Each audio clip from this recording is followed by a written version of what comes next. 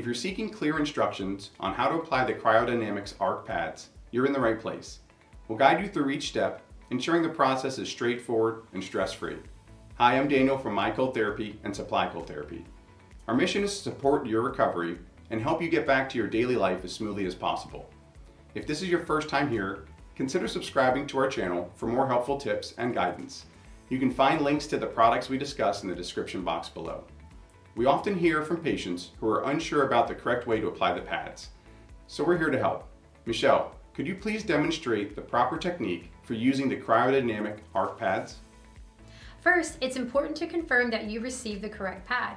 You can do this by checking the white label on the corner of the packaging where the name of the pad type is displayed. Next, you will receive a skin safety flyer. It's important to avoid placing the pad directly on your skin, as this can lead to damage of the skin or frostbite. And also keep in mind that the standard guideline for cold therapy is 20 minutes on followed by 20 minutes off. Additionally, you should always consult your doctor before using any cold therapy system for any specific instructions related to the use of the cold therapy device. Hey guys, today we're going to show you how to apply the knee pad for the CryoDynamics Arc system. So, before you apply the pad, you need to make sure that you have a barrier in place. As you can see, Daniel is wearing a knee sleeve. We do sell these and there will be a link provided in case you would like to get one. However, you can also just put it over a piece of clothing. Also, you're going to notice some yellow discoloration in the pad. That's perfectly normal and the pad is still sterile. So once you've got your barrier in place, you're going to want to apply the knee pad. Now the opening here in the middle goes over the patella, and make sure your hose is facing upward. Once you've got it on, you're going to apply the top piece first around the thigh, which is also the longest piece. Attach your middle strap and then attach the lower strap.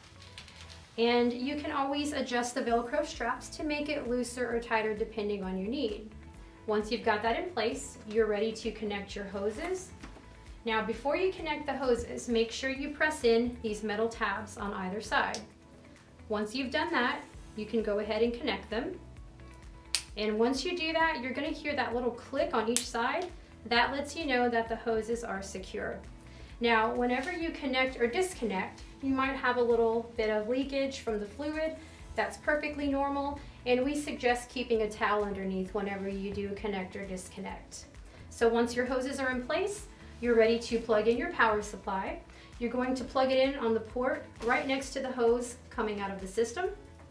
Once you plug it in, it's going to light up, and all you need to do is push that button and you're ready to begin your therapy. Now that you've become comfortable with your CryoDynamics Arc unit, we encourage you to reach out with any questions or share your experiences. Your feedback is invaluable to us. If you found this information beneficial, please consider giving us a like and subscribing for future updates. Thank you for your attention, and let's get back to living.